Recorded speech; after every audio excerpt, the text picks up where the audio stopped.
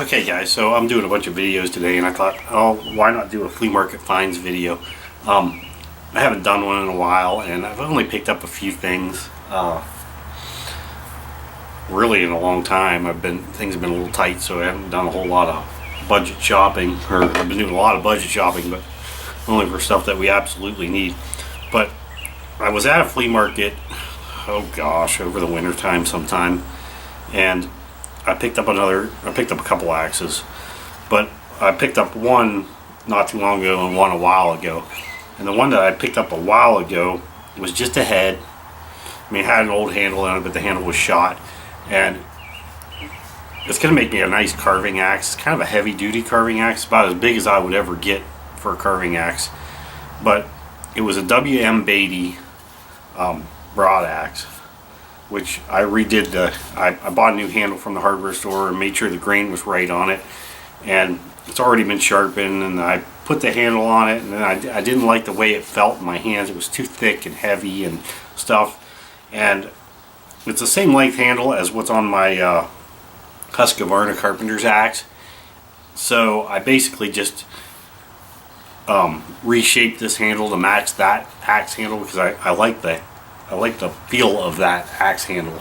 So it got thinned down a little bit this way, and it got thinned down a little bit this way here, and thinned here, and it, you know, it just got reshaped, and I got new coat of oil on it, nice wedge in it now, and it is what it is. But here it is, and what's nice about this axe is it's beveled on both sides. It's nice and straight. It's got nice thin cheeks on it. This can make a really good heavy duty carving axe for me. This is probably about as big as I'll get for a carving axe. Anything other than that, and it's just basically for hewing for me, as far as I go. And I may pick up a hewing axe down the road. I'd like to have one good one, but it's not something that I'm going to use every day. This thing I'll use it when I feel like using it. I've got a half a dozen carving axes now, or so, maybe even more than that. I'd have to sit down and count them all. But, you know, it is what it is. So anyways, this was one of the finds. It's got about an 18 or 20 inch handle on it. It's a W.M. Beatty and Sons axe. Got a nice sharp edge on it. I mean, just razor sharp. All I gotta do is make an axe sheath for it, and this thing's done. So, and the best part is that I picked this up at the flea market for, well, I picked this up, and I picked up a ball peen flatting hammer for my blacksmithing thing, which those are like 30 to 40 bucks a piece if you want to buy one of those. But the pair of them together was like 40 bucks. So I ended up paying 25 bucks for this. Well worth it, as far as I'm concerned. It's something I wanted, so I picked it up. It wasn't really a budget, but if you go look at them anywhere else for sale, usually these go for a bit more money than what I paid for it. So it was a deal for me. And then over the winter I bought a couple more knives, and I bought this knife. It was listed as an old butcher knife, no name. Well, I figured, being a 5-pin knife, it's an older knife, and I figured I'd want to take a chance on it and see if it was anything nice. And the guy said there was no name on it, so I bought it anyways.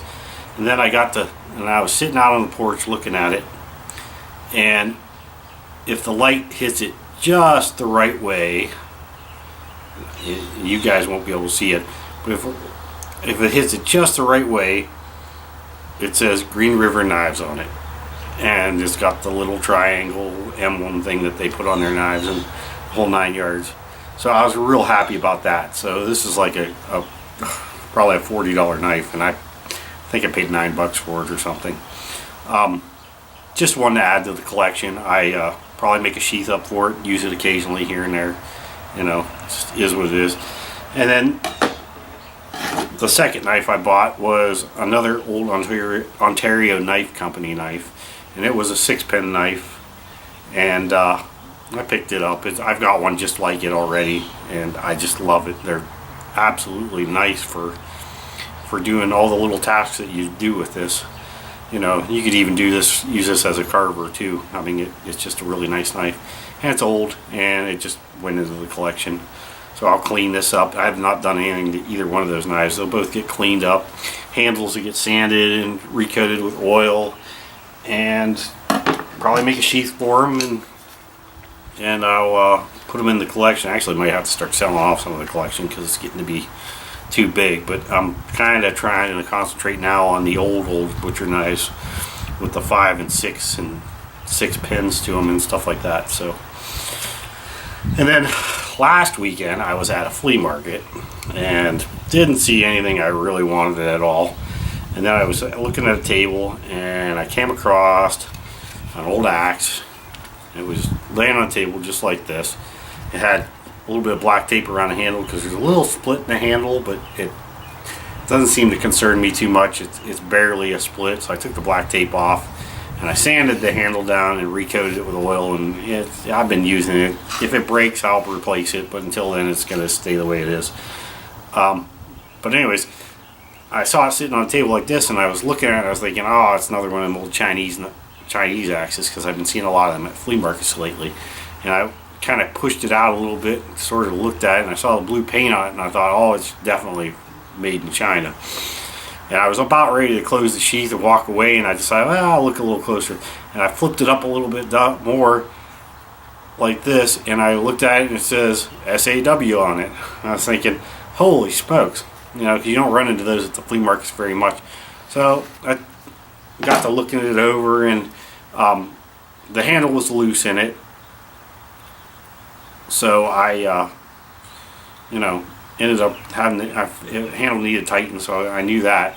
But anyways, I looked at the guy and I said, how much for this? And he's like, $15.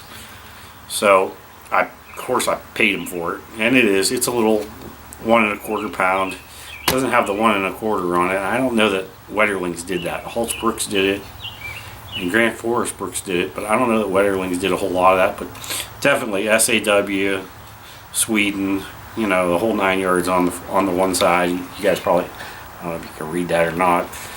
And it's got the blue paint, and it's just a real nice thin axe too. And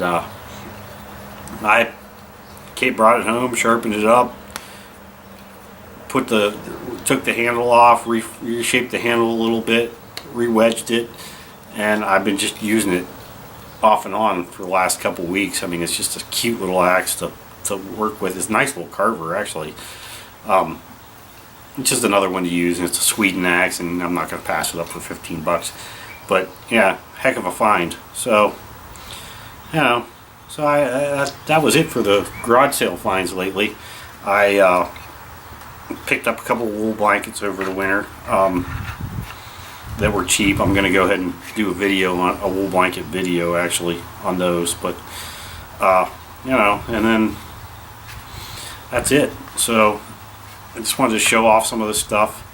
I was so happy to add these 2 axes to the pile of axes that I have now. One of these days I'll do a video and I'll just lay out all my axes and show them all off.